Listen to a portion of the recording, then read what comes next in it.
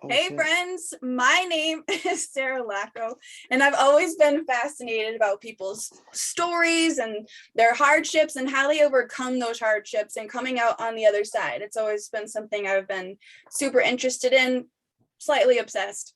And I love learning about how they turn their pain into their power and sometimes even their passion. I like to talk to like true underdogs. I just find them so interesting.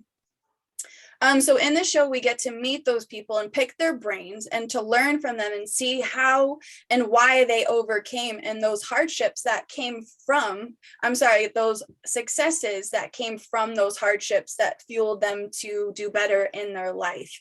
And so I have a really great friend on here, and he actually was just on our previous episode not too long ago. And so now we get to hear about him, his story, and his life. So friend, please introduce yourself. Tell us who you are and what you do. Yo, what's going on, everybody? It's your boy Marshall live, and I'm not live at the time of this recording, coming to you guys from wherever, Sarah, you post this amazing show, which, by the way, if you guys are listening or watching this right now, don't forget to go subscribe to the show, leave Sarah a review. Friends helping friends. So my name is Marshal Gillen. I go by Marshall Live. In 2016, I accidentally built a personal brand using live video, using Facebook, using social media. And I've used that platform to share my story over and over again, talking about suicide prevention, talking about mental health, talking about mental illness, talking about pretty much everything in my life that doesn't go right. And it's interesting, Sarah, we can get into it later today, because what I've discovered now is that was a slippery slope that actually led to my demise of my business and where I was currently at in my life. So we can get into that later. But yeah, very, very blessed to be here. I'm excited to be here again. I'm excited to share my story. And to anybody listening, I think it was interesting how you opened up, Sarah. You're like, oh, I'm so passionate about listening to people's stories. And I really love that. And I think, that a lot of people love to hear other people's stories, especially these vulnerable ones, because most of society out there is dealing with some sort of trauma from their past or their childhood or some sort of limiting beliefs. And when you listen to somebody else tell their story so powerfully and vulnerably, it creates permission for the listener, for the audience, for you, for anybody to go out and actually change their life. I don't know why we as people need permission. It's like, oh, I want to go do X, Y, and Z. And you don't give yourself the permission until you hear somebody else go, oh yeah, like I tried to kill myself and now here I am, like, check it out, And all of a sudden, as leaders, what we're doing is we're creating a space, and then we're holding that space for somebody else to step into it and have that permission. And so that's what I do. I'm a professional storyteller. I bebop around. I just want people to stop killing themselves. I want people to live happy. And that's what I do. Oh my God, I love that so much. And it's so true. Like, yeah, the whole permission thing, like, you're right. We don't need permission, but sometimes it's so good to and inspirational and motivational Right. for us to see someone else go through difficult things and rise above that. Like, I was actually I did a pre-interview for someone that's is going to end up being on the show, and she loves inspirational true stories. You walk away like inspired and saying, damn, that person went through a lot of shit and they got through it. Maybe I can too, and so truly, like, that's why I've done this show, and I wanted to do it for like the past at least 6 years. And so I'm finally fucking doing it, and I'm super stoked. And I gave myself fucking permission. So yeah. And sometimes you have to, and that's what Inspired Diva is all about. And that's one of the things I love about the brand that you're building. And it's like, especially maybe not in all the world, a lot of the world, definitely in the entrepreneur world, it's mostly male dominated.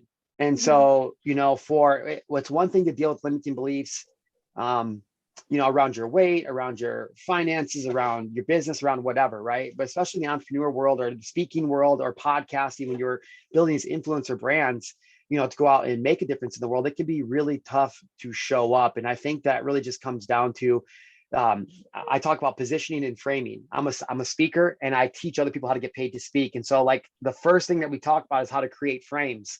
How do you create a frame so I can make sure that the person is looking at the picture in this frame and not everywhere else? So it's called positioning and framing. And I think that one of the things when it comes to positioning and framing, a talk like this or storytelling or sharing a powerful and vulnerable story, is it's like, Don't mind all the outside noise there. Just focus right here, because what I'm going to show you is how you can actually take your mess and turn it into a message. I'm going to show you how you can, what you just mentioned in the beginning, how I can show you how to take your pain and turn it into a purpose, because you don't have a pulse without a purpose. It doesn't matter what you believe in, the creator, Allah, God, the universe, whatever you want to call it. The fact of the matter is that something has been created. I didn't create it and you didn't create it. Somebody created it. And that being said, it's like, there's no way that the creator has given you life just arbitrarily. And so it's so important to share these stories. It's so important to share our messages, to tell them powerfully and vulnerably, to be able to help save other people's lives, to give them that permission, that frame, so they can look in it and go like, oh my God, I never thought about my mess that way. And that's something that we'll probably get into in this talk. You know, as I'm sharing my story about your message, I say it all the time. Like, imagine where you're at right now today. A year ago, you maybe never thought you could even be here. 3 years ago, 5, 10 years ago, you like, how old am I now? 37. So 10 years ago, I lost my best friend to suicide. Again, we can get into that. And I lost my best friend to suicide. And so for me, it was like 10 years ago, me today at 37 could have drastically altered my 27-year-old life if I had just stood up and started speaking about it sooner. And I think that's what we all need to realize, is that we have so many limitations when it comes to creating content or sharing our story or speaking on a stage or starting a podcast or whatever it is, that we just keep it inside. Oh, no, I don't want to look dumb. I don't want people to judge me. I don't want people to think that I'm less than X, Y, and Z. But the reality of it is that, you know, when we share these messages, you have the chance to save a life. I always talk about the movie Catch Me If You Can. Have you seen that with Leonardo DiCaprio, Tom Hanks? Yup, such a good movie. Yeah, it's a good one. It's such a good movie. It's based on a true story about a guy named Frank Abagnale.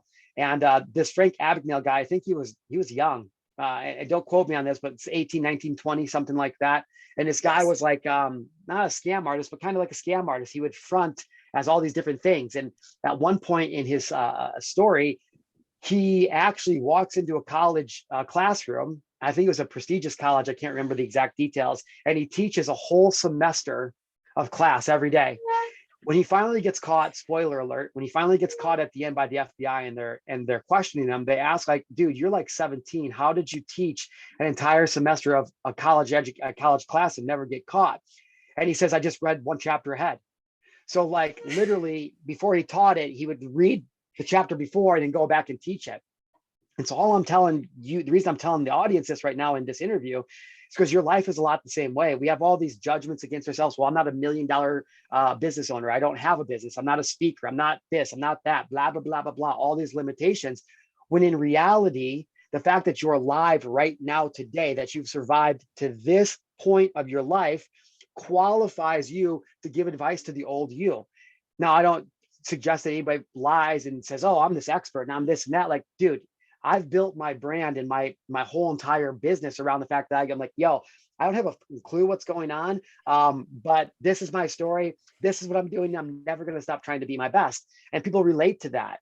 And so if you can create that space, like we said, and you can learn to turn your mess into your message, now we're starting to realize and reposition, reframe that in our minds, where we're going, well, shit, maybe I can't give Jeff Bezos or Elon Musk advice, but I can give 27-year-old Marshall advice. And who knows, that might actually save his life.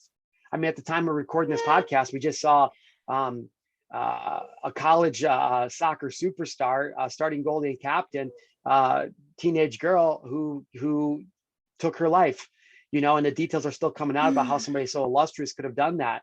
I live here in Montana, where we have the highest suicide rate per capita. Okay. It's like suicide rates for teenagers, 14 to 21, not quite out of teenage range, but like is higher than it's ever been. It's like in a crazy amount. It's like up like 69% or something. And so, you know, we wake up every day, and I don't know who's listening to this that's a business owner, but you know, if your business is not off and thriving yet, if you don't know exactly what it is you're doing, then there's a chance that you're waking up every morning in scarcity mode. Your eyes open, you feel a crushing anxiety about how am I going to get my business off the ground today, and blah, blah, blah, blah, blah. I fell into that for like 2.5 years after I'd already had success. And what I got away from and what I forgot was like, yo, I have the chance to save a life today. It doesn't matter what my next marketing campaign is for top paid speaker, or how many people I have come into my next boot camp or whatever, Because the reality of it is that if I remember just to make content or share my story, or not even if I'm not on social media, if I just go out into the world and hold that space and remember, God never puts me in a place that I'm not supposed to be. Like, I don't know if anybody's ever been in a room full of people where they feel like they're not qualified to be there. Like, oh, like, who am I to be in this room? But the reality is God doesn't put you in places you're not meant to be. Nothing is by a mistake. And so if you can find yourself and you can start to become aware and tune into that, now every time you go to the supermarket, every time you go to the bank, that high five, that fist bump, that, yo, what's up, little gangsta? Like, somewhere in the world or in their life, the people that we meet are not getting that. And they're having all these crazy stories in their head. And so we as people, as leaders and influencers, can be a pattern interrupt because we've taken our mess and turned it into our message. We've taken that pain and turned it into our power, as you said. Well, now life is a whole lot different. Now I wake up in the morning, that first thought might be this crippling anxiety. I'm like, nope, not today. I'm going to reframe, reposition, and there's a whole bunch that goes into that. And just waking up every morning, remember, like, yo, and again, I don't mean to say this so brash, right? But because there's kind of a trigger warning for a lot of people who haven't been able to process this emotion yet, but people are out there killing themselves, like men, women, children, celebrities, famous people, not famous people. Like, it is crazy right now what is going on in society. And I just think that we need to all stand up and be like, yo, like, my life is not perfect. It's been hard. This is what I'm doing to change it. Yeah. And facing that and talking about it, and people feel as though they can't talk about it, and they have to be happy all the time, and it's just so false. Like, it's okay not to be happy, it's okay not to be okay, and it's good to sit with that and feel that and talk to someone about it, and just all these different things where we just keep fucking pushing this shit down that we're dealing with. And it just becomes this ugly, horrible monster. And like you say, turning your mess into your message. And my thing is like what I say, which is so similar, is like turning your pain into your power and your purpose, because you went through the pain. You can't go back and change it. It happened. We can ask ourselves why all day long, and we're never going to get an answer. Like, why did we have to go through that? Why did it have to be hard? Why did that happen to me? But when you turn it into a purpose and you turn it into helping your old self, just like you said too, I totally identify with that, because I'm helping my old Sarah self. That's what I do. What I do is because that makes me feel like what I had to go through was for a reason. And did it suck and all the things? Absolutely. But I'm a better person from it, and now I get to help people because of it. So I love how you say that. So Marshall, tell us. And it really is life-changing. I was miserable for 10 years and then was like, you know what? I'm fucking tired of being miserable, and I'm tired of not being happy in life. And so it just took one step. Like, I love that quote, like the 1,000-mile journey, it starts with one step. And that one 100%. Step was learning more about myself. And, obviously the same goes for you. Yeah. I think it's just like, so many people wake up every day without a purpose. Because one, they don't teach us in school. They don't teach us anything in school, because the purpose of school is they want to keep you broke. School systems are not designed to make you wealthy and free and abundant, but that's a whole nother topic. And so it's like, we have a whole society of people that don't know what they don't know. The way that media, food, medicine, big ag, like the way that that Western society is set up to keep us sick, pissed off, and broke. And most people don't realize that there is a bigger purpose that they can serve in life. And so what they do is they tap into their phone, they tap into these things, and they wish someday, but they know it'll never work. And they stay stuck in these jobs, and they die on their deathbed. They die with regret. Now it's interesting, because if anybody is listening to this, they may just be a regular ass employee, which is fine. There's nothing wrong with having a job. But what I'm saying is that most people wouldn't choose to have a job. Most people would choose to be independently wealthy and have time freedom. But most people would never even think about starting a business, because, I don't know how to start a business. What would I even do? Man? And I think it's funny, because I was just a broke ass bartender when I started my business in 2016. Like, I had no speaking experience. I had no money. Like, I had never coached. None of that. Right. And I remember I wanted to just make a difference in people's lives. And I was so miserable at my bar job, but I just didn't know what my options were. And so what I did is I started getting around other people who are living a lifestyle like I wanted to live. Now, what stops most people from doing that is time, energy, and money. Most people don't take the time to seek out the other communities, events, things like this, where the people that are already living the life that they want to live, they don't seek those places out to find where they're at. Second is if they do find those places, they usually don't take the time, the energy to actually make it work. Oh, I got too many things going on. I got kids practices and this sick kiddo and I got to work and yada, yada, yada. And the third thing is if they do decide to fight, if they do find the people and they do decide to try to make the energy, maybe there's some kind of financial compensation they need to do to get there. Maybe it's a $97 ticket or it's a coaching program or it's whatever. And so they go, no, that's not for me. And then they stay stuck right where they're at. They keep doing the same thing over and over again, hoping to get different results. Now, the reason I bring this up to anybody that's listening is because the way that my life changed was, one, I desired to change my life. I had a desire to not live how I was living anymore, which was in addiction, violence, anger, anxiety, depression for all my life. All my life, I was like that. Even after I had tried to attempt my life, and even after I'd lost my best friend, and even after I started my business, and even after I was having success.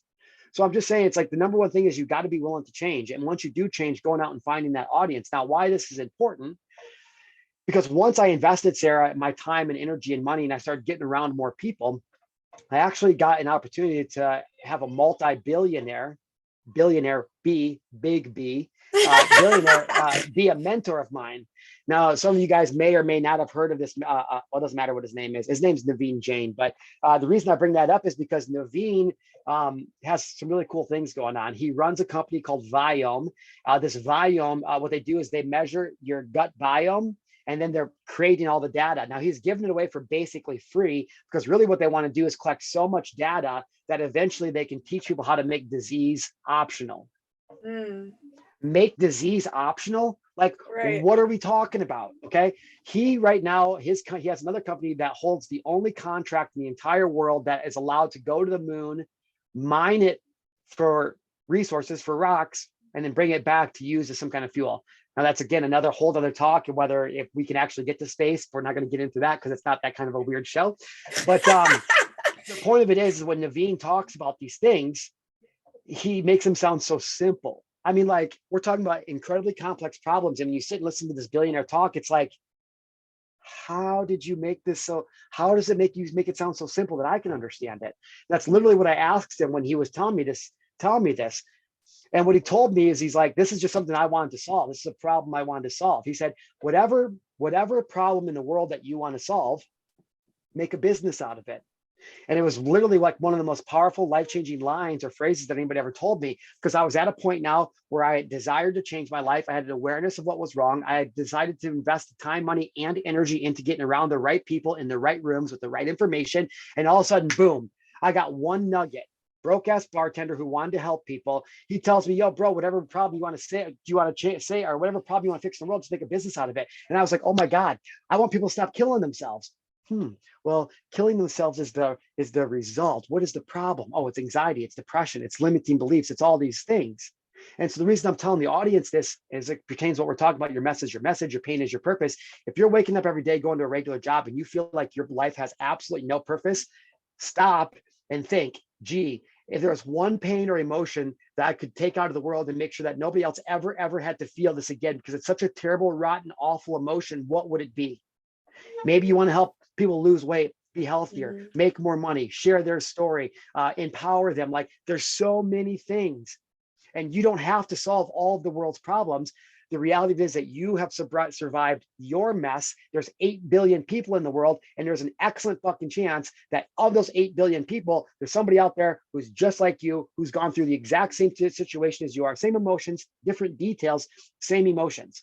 And when I say different details, what I mean is, like, okay, maybe your attempted suicide is not even close to the same as my attempted suicide was. The details are different, but at the end of the day, you and I both know, I'm not saying you, Sarah, I don't know, but I'm saying, like, right. You and I, we know what it feels like to make the decision to take your life, regardless of how we got there. And so I think that's why it's so important for people to start to be around other people, to share these stories, to get clear on what purpose could I serve in life? What pain and emotion have I survived that I could help other people take away? And that is how all of a sudden you can start a business. And there's so many different businesses. And again, that's a whole nother talk we don't have time for on this episode. But it's so powerful and so simple. And so many people are killing themselves or living in depression, anxiety, all these things because they just don't know what they don't know. And that's what the saddest part of it is. And that's why it's so important for you to run this show, for me to do the Marshal Gillen show, for me to run both of my businesses. Like, it's so important that we do this. And it gives me purpose every morning when I wake up, right? Absolutely. Maybe it's all in my mind, but it works for me because I wake up every day like, fuck yeah, I'm on fire. Let me be the best dad I can be. Let me be the best partner I can be, which I don't always get right. Like, you know, I have my days. So I don't ever sit up here as an expert being like, oh, we got it all right. Welcome to being a human. 100%. Man, that's a whole nother thing, right? Well, and too, like, and I mean, and it can even be like starting a business, but it also can be like, maybe it's working for a nonprofit. Maybe it's helping someone else that is like doing what you have passion for and that you believe in it and you align with. So maybe you are in a job that's a 9-to-5 and you still want that 9-to-5 and you don't want to start that business, but there's something in you that's missing. Find out what that is and go find it. Like, and maybe it's not with that business, but maybe it's with someone else to help them get to those people and help, you know, help that purpose and that mission, you know, to reach those people, whatever that is for you. That's such a good point. And I'm so stuck in the entrepreneur mindset. I never think about it, but you're absolutely right. Absolutely. Yeah, no. And it totally makes sense because that's who we're around with a lot, because that's what we align with. Some people don't, but I mean, whatever you align with, that there is that something out there for you. It's just waiting for you to come find it and go for 100%. It, whatever that looks like for you. Yeah. I guess I'm just addicted to entrepreneurship because I'm addicted to freedom. I like being able to do what I want when I want. Boy, we can definitely relate on that. I'm definitely addicted to the entrepreneur life at this point. So I would love for you to tell us, like, briefly, like, about your childhood. What was it like for you growing up, Marshall? Yeah, for sure. A sidebar to anybody listening to this episode: if you hear this like obnoxious noise like there that, it is. it's because I'm sitting in a wooden rocking chair in my studio while I do this podcast. So if you've been wondering what the fuck is that noise, that's what it is. I'm trying to move as little as possible. And he's just going with you know, living in Montana. He needs the rocking chair because he lives in Montana. You know what's up. Listen, this rocking chair must have been waiting here for me in Montana because I've been wanting the rocking chair for a long time. And this is my girlfriend's rocking chair, so I dig it. But how my childhood. So look, I'll share a story with you guys, but I always like to say this: like, this is my story, but it's not a story about me. It's a story about you, the listener. Okay, and so becoming a good storyteller first starts by becoming a good story listener. And the reason I say that is because, yes, I'm going to share my story with you, and some people will rally around it and be empowered and all these things, but some people are going to listen to it and be mad. They'll be angry. Well, who do you think you are? Like, I didn't have a tough life. And so all I'm saying, y'all, is this is my story, but it's not a story about me. It's a story about you, because like I just said, the details of my story are different, but at the end of the day, I try to kill myself. At the end of the day, I lose my best friend to suicide. At the end of the day, I'm still dealing with all these emotions, regardless of how I got there. So when I share this story, it's not like, oh, look at me. I'm saying, yo, bro, like, if I can do this, a 5-time college dropout who was lying dead on the floor can get up and change his life, so can you. Because when I was growing up, I grew up in the middle of nowhere, Illinois, in the Midwest. My parents were divorced when I was 2. My father was a severe alcoholic, nicest guy in the world, but when he drank, he was just a very angry, mean guy. And one time he pushed it too far. He got jealous of a guy my mom was working with, beat the hell out of my mom, left her for dead on the side of the road in the middle of the day, which was nothing like my father had ever done at the time. My mom got a restraining order on him. And the next day he showed up at the house and threw my mom through a window, through our front door. Now, I was 2 years old. I remember the whole entire thing happening up until the point where he threw her through the door, which is interesting because a lot of my childhood trauma probably comes from that moment and blocking it out. But after that, it was just me and my mom for a while until she got remarried to my stepfather at the age of 4. My stepfather was a monster. He still is a monster. He's the worst, but I don't say that to be mean. Like, actually, at the time of this recording, my mom finally divorced him after 33 years. They've been going through a divorce for the last year and a half, and it just happened like 2 days ago. So it's really big. It's a big deal. And even now, as I sit here and tell the story about my childhood, I feel bad for Phil. Like, I've always felt bad for Phil, even when he was the worst to me and I was a little kid and I didn't know anything about anything. Something in my heart, as I was crying and my mom would be screaming, yada yada, I'd be like, Mom, like he doesn't mean to. And not like, oh, I'm the woman who's like, or the man who's getting beaten. I'm like, oh no, it's my fault. I shouldn't have said that to her. I shouldn't have said that to him. It wasn't like that. I just genuinely in my heart felt like, I feel so bad for this man because I don't feel like he wants to be angry. So I just wanted to preface it by saying that. But that's my childhood in a nutshell. My dad left when I was 2 because he was an alcoholic who beat the hell out of my mom. Got remarried at the age of 4, and between the ages of 4 and 18, my stepdad would tell me every single day how I'm a worthless piece of shit. I'm so ungrateful. I'm so unobservant. You're going to be a worthless Mexican just like your dad. You're going to be another drunk Gillen, another drug addict, you freaking druggy dirtbag. Like, this is what he used to call me all the time. And what's funny is that the more he would tell me that, the harder I would try. So I would be out. I was straight A student, captain of all my teams, class president for all 4 years of high school, stand out in the community. I started peer mediating groups, and I started blind, this anti-bullying and suicide program when I was in high school. Like, on paper, I was the perfect kid. So I didn't understand that why, no matter how much success I had, I couldn't get my dad or my stepdad to love me. By the time I was a senior in high school, I was a standout in football. I had scholarship offers to go play college football. But my coach had something up his ass about my mom, the way that she was handling something in the community. And he decided my senior year to sit me. I didn't play at all in football. It was like, the town was like, they didn't understand. Everybody was coming up to me, "What, Marshall, why aren't you playing? Why is the coach not playing you?" And it was right around there that I finally said something in my mind was like, fuck it. I'm fucking done. I had a full academic, I ended up taking a full academic scholarship to go to college. So I wasn't like, I finally got to a point in my life, Sarah, as a teen, where I didn't matter what I did. The men in my life who I wanted to love me and pay attention to me, my football coach, the last of everything, they all walked out on me. And so I turned to drugs and alcohol at a very young age. I started drinking every day in high school. I was sneaking beer in a water bottle and calling it apple juice and thinking I was so fucking cool, drinking it in the middle of class and stuff. Like, that was my life. I graduated, went to college, and it was all on from there. I fell into cocaine and Xanax. I was snorting 8 balls a day and then snorting Xannies afterwards to come down, up and down, up and down. And finally, enough was enough. And I left Illinois and I moved to California.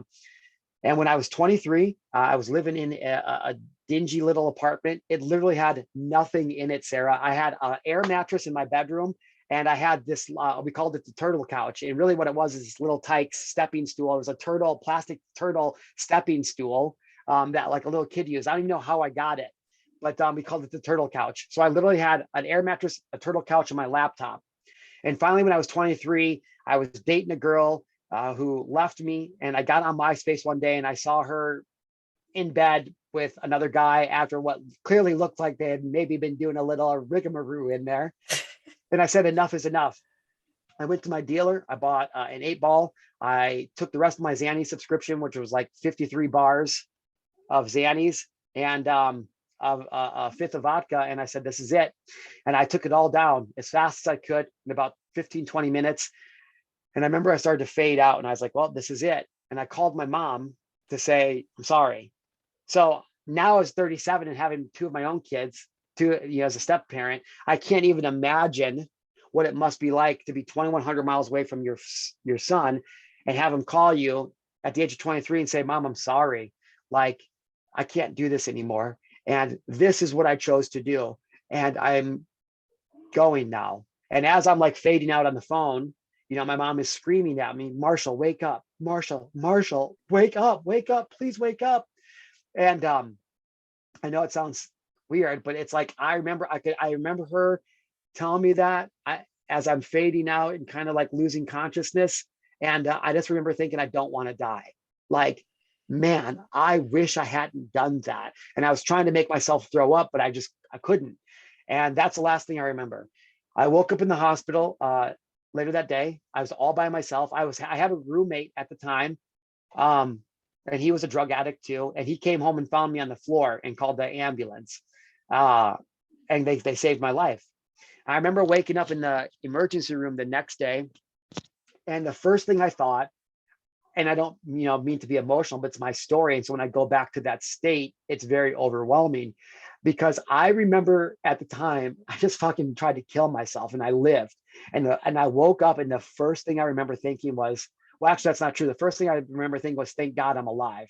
It was like 3 o'clock in the morning. It was in La Jolla, California. And there was nobody in the emergency room. Everything was dark and everything was off. There was nobody around to ask what was going on. And I just remember opening my eyes being like, oh my God, I'm alive. Thank you. And then the immediate next thought was, I am even so fucking worthless. I can't even kill myself.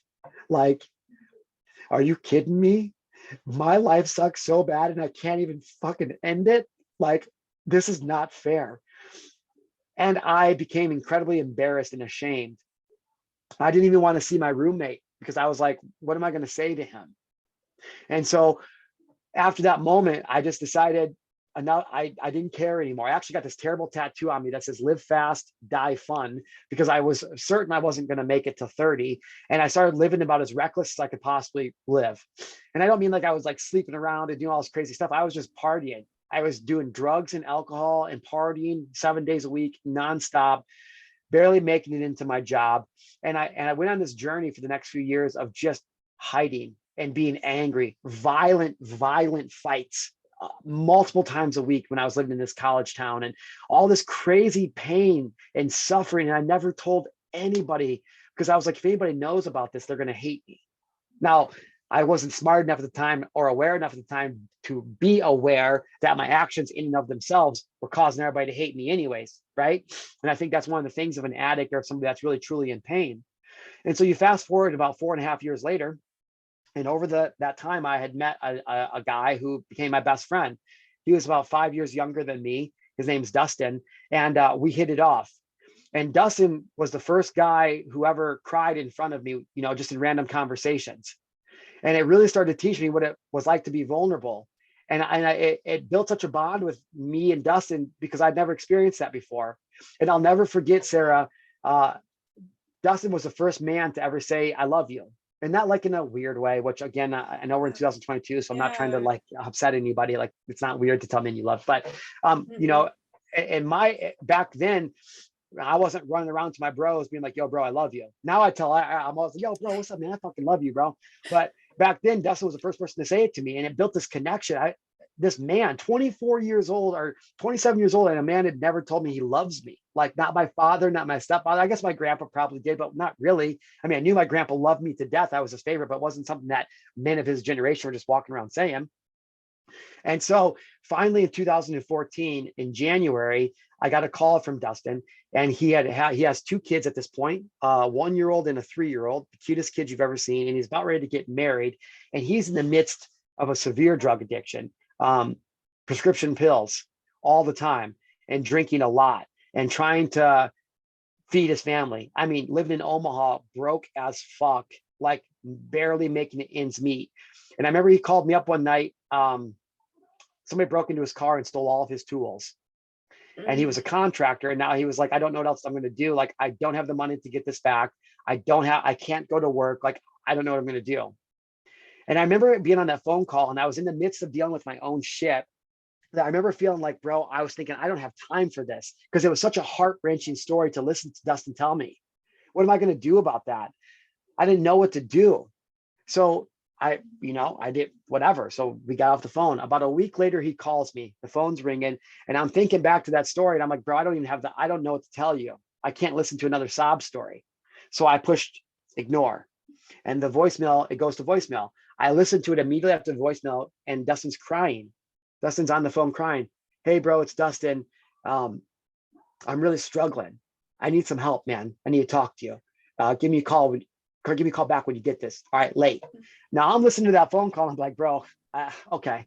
I'm going to call him tomorrow morning. I promise I'm going to call him tomorrow morning. I woke up in the morning, didn't feel like it, was scared, all my own stuff. I'll call him this weekend. This weekend, I'll call him on Monday. Finally, a month had passed, and I get a call at 4:32 a.m. in the morning. It's in March, and it's his sister. And she says, Marshall, Dustin hanged himself last night. Like, he's not here anymore. And I just remember this immense amount of guilt. Like, how could I have not picked up the phone and answered his call? Like, what the fuck is wrong with me? Now, I only feel that pain now because it's a heart-wrenching story. I've done all the healing I need to do from that. And for a long time, I blamed myself. But the reality of it is that Dustin was going to do that, regardless if and maybe I could have helped him. Maybe I could have answered every single phone call. But the point of it is that I've had to let go of the guilt for that. Mm-hmm. But in that moment, at the age of 27, I realized that I had to make some changes. And Dustin used to say this thing to me that I had never, ever heard anybody say in my whole entire life. And he used to tell me all of the time. He'd be like, bro, you got the gift for gab. You got the gift for gab. Oh man, you got the gift for gab, man. If I was you, man, and I had that gift for gab, I would, so cool. Yeah. And I didn't know anything about that back then. So here I am, 27. I just lost my best friend. And it's interesting because at the very exact same time, I actually got a phone call from my real dad, who I hadn't talked to in a couple of years and who I hated at the time, to tell me he was dying and he had to stop drinking. So he was going to be sober. And so I remember in that moment, I lost Dustin. A week later, my dad called me and I hung up the phone from my dad. I fell to my knees and I started bawling. And I told my girlfriend at the time, I said, if my dad can stop drinking, I can start a business. And so that's what I did. I set out to start a business. I had no idea what I was doing, but I knew I had to make some changes.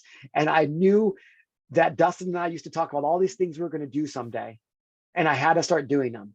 Now, along the way, I learned how I met a motivational speaker who became my first mentor, started learning about storytelling, connected with Naveen Jain, was like, yo, I need to do this. And then lo and behold, I just pulled out by the first video I made and put up is actually out there. It was in 2016. I was actually in a consultation for a social media marketing agency business I started. And I remember staring at this girl who I was about to close her business and start running ads for her. And I was like looking right through her. I wasn't even there. I think I was all hopped up on Gary Vee that day. I think I was watching a bunch of Gary Vee before I went in. And I realized in that moment when oh my God, what was her name? Michaela. I realized in the moment when Michaela was telling me whatever she was telling me about, signing with me, I was like, this is not what I want to do.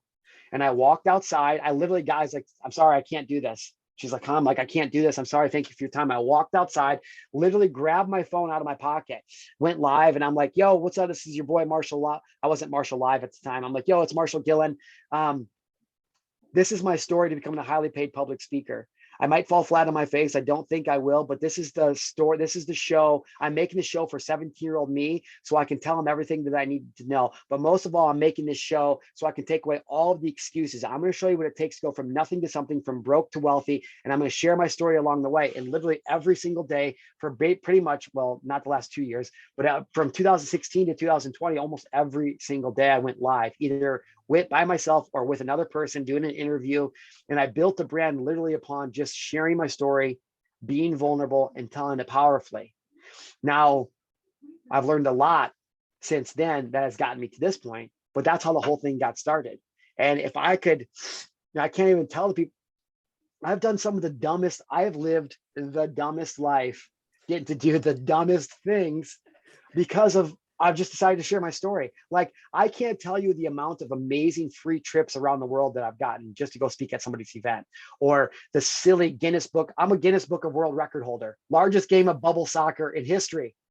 What? That's so dumb, but it's so fun. Like I'm a world record holder. You know what I'm saying? Like I've won awards, and like the point of it is, and the reason I'm saying this is again, not to impress anybody that's listening, but to impress upon them like, hey, yo, did you know that you can come from a broken home with no father? You can be a drug addict and alcoholic. You could have done things that would have sent you to prison. You could have been a drug dealer. You could go to college 5 times and drop out. You can throw a full scholarship away. Like, you can do all of these things and you can still be whoever you want, because it doesn't matter what you've done, where you've been, or where you've done it at. If you make the change to stand up vulnerably and change your life, you can.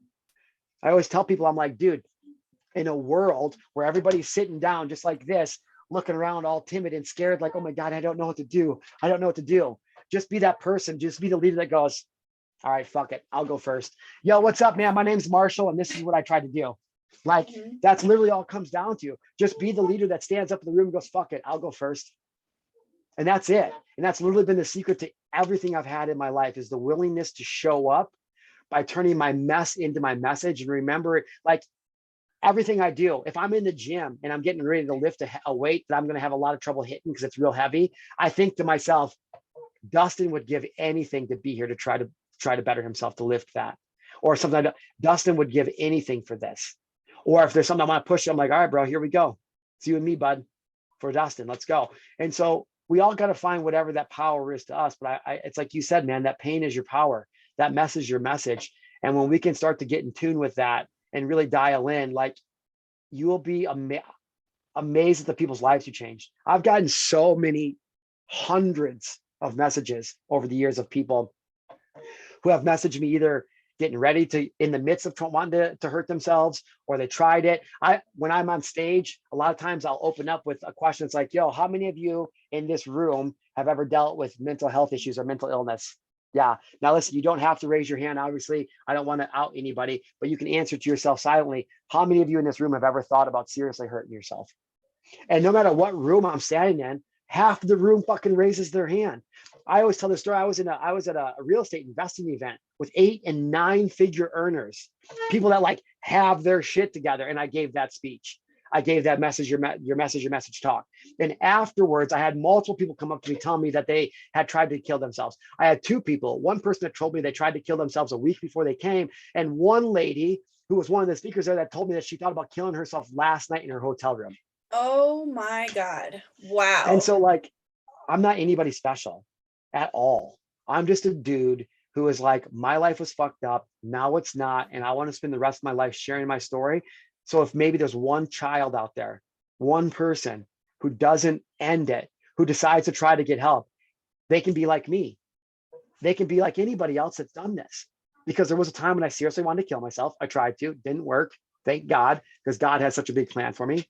And now here I am. And so it's like, dude, we are the creators of our own reality. And I know it sounds like a bunch of bullshit when people say that and you're in the midst of the storm, but there are plenty of people out there like Sarah and like I who are willing to hold that umbrella and fucking usher you through the storm and into the light if you're willing to ask. And so you've touched on it, and like what helped you like be successful. Basically it was just like showing up messy. Like you had everything, like, yep, I've got the job, people, I've got clients, and then you were like, I can't do this anymore. And you just it wasn't perfect. You just went and you pressed live, and you hadn't created the thing already, and you hadn't had a course, and you didn't have, the business plan and business mission. You just went for it, and you didn't even maybe necessarily know what you were going for, but you knew you were going for something different that was more aligned with who you are and what you wanted to show up as. 100%. And is that what you would say is like, that was what got you along? It was Dustin and just showing up, just going for it. Yeah, I think it's a couple things, and they have to be done, because one without the other doesn't work. And I've already touched on it in this episode, but let's just hammer it home again because it's so important. The first thing is you have to have the desire to change. Okay. Mm-hmm. And it's not enough just to be like, oh, I hate my life, I want to fucking change. Like, no, like you have to decide that the old you is dead. Like most people don't want to kill themselves. They just don't want to live the life they're living right now. And so without that, like I've recently gotten sober. I think it's like 399 days today. And so it's like getting sober, for example. People have been like, yo, Marshall, how'd you get sober? How do I get so-and-so sober? How do I get my brother or my whatever? And the reality is you're not going to get somebody sober that's not ready to be sober.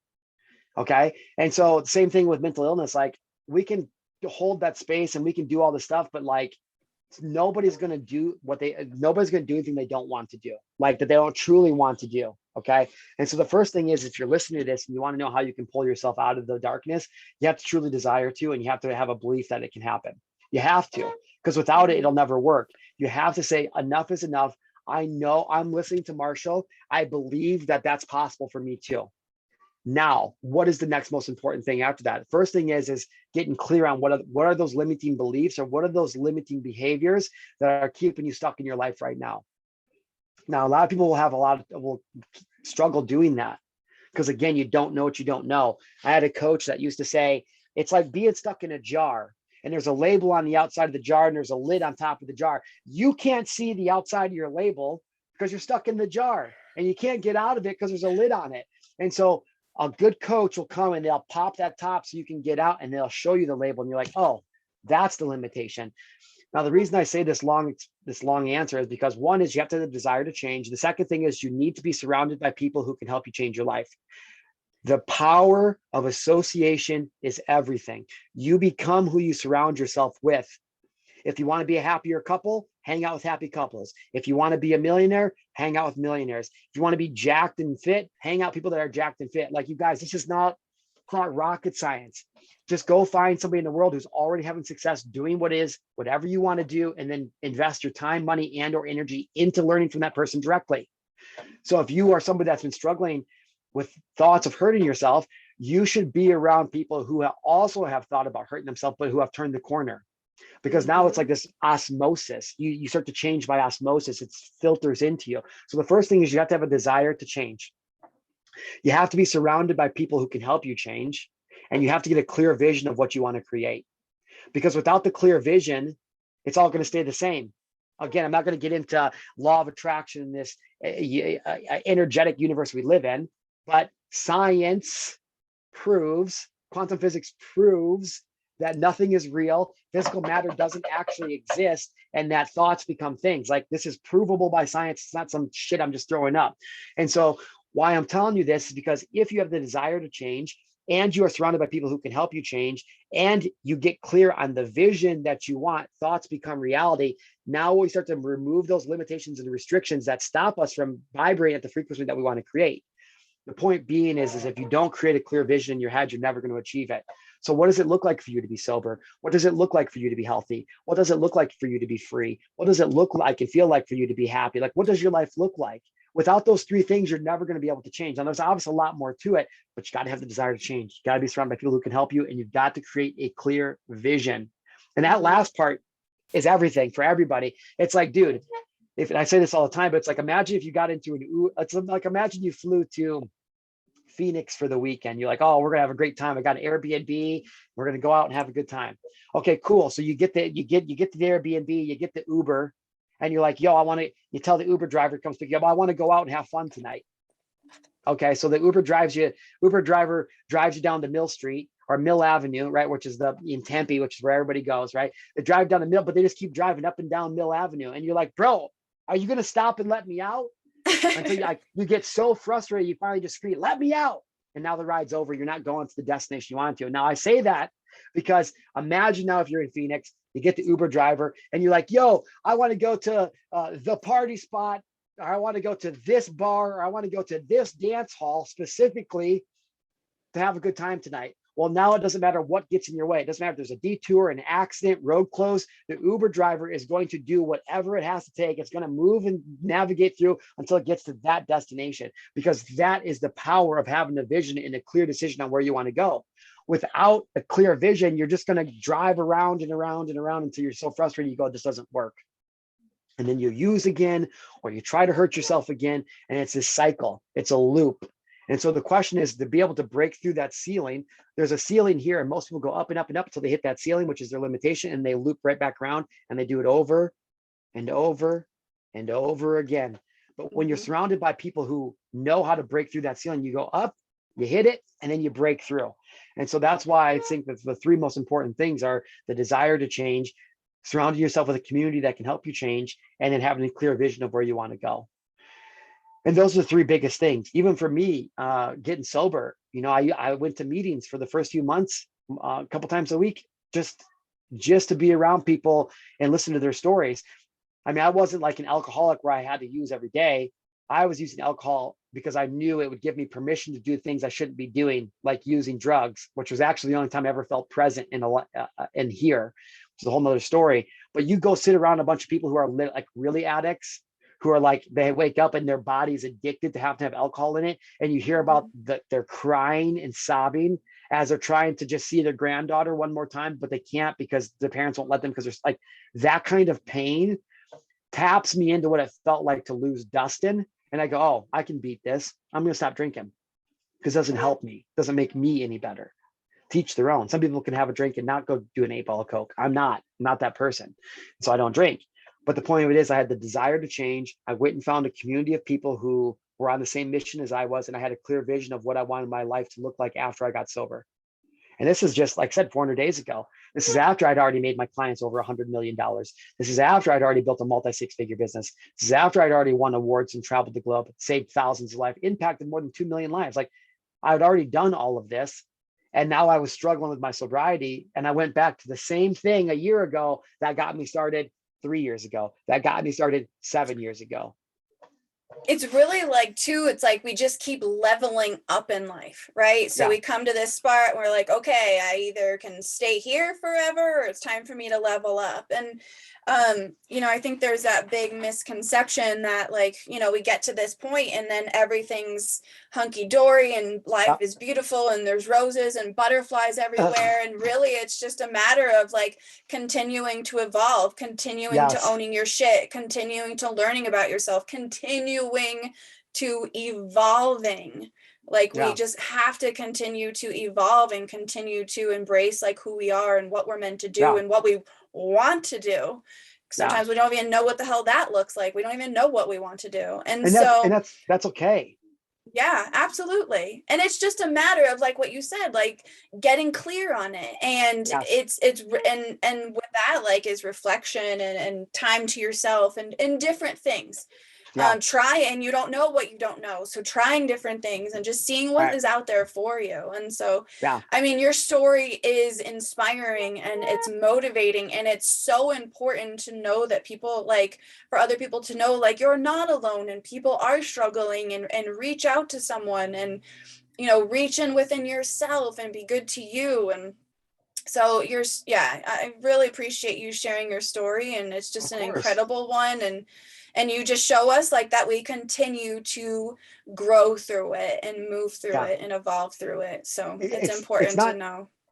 It's super important to know. And it's not natural not to grow. Like, it's not, again, I'm not going to make this long-winded because I know we have a hard out here coming up on this interview, but one of the reasons that people feel so good when they're out in nature, it's an energetic and a vibration thing. It's a frequency thing. But the reason that your vibration, your frequency feels so good out in nature is because there's no resistance in nature.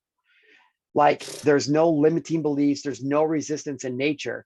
And so what I mean by that is the universe, science has showed that the universe is constantly expanding and growing. Life is constantly expanding. There's nowhere in the universe where life just sits pat except for humans. Like, you're not going to go out to the tomato vine and one day the tomato vine's just like, nope, not growing any further past here. Not going to do it. Nope. I don't care sun. I don't care nutrients. I don't care water. I'm not growing. Like, it's not even possible. It's not fucking possible.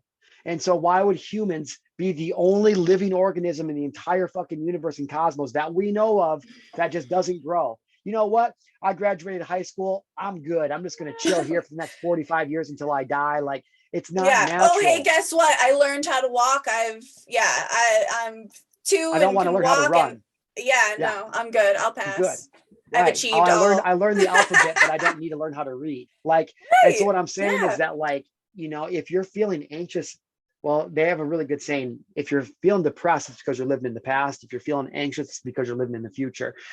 And so the reality is, like, well, how do we become now and how do we become present? And again, that's a whole nother talk, and there's lots of tools and things to do to be able to do that. But again, when it comes to getting started, the 3 most important things are: you have to have the desire to change, you have to find your tribe of people, and you have to, what was the third thing? Oh, you have to have a clear vision of what it is that you want to create. And then you go out and all of those, there's a lot of tools out there that can help you hone in on those 3 things, but keep it simple. It's not hard to change.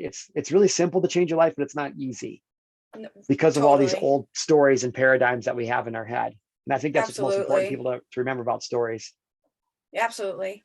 So we're coming up to our wrap up question, and I love this question. So based on your story, based on what you've learned, all the things, how do you think we can do better? Do better as a community or society or as an individual? How do you think we can do better? Man, you know, there's a lot of things I could say here, but I think that the best thing that you can do is just go out and live. Like, just go live. There's nothing to do. Like, you're going to die.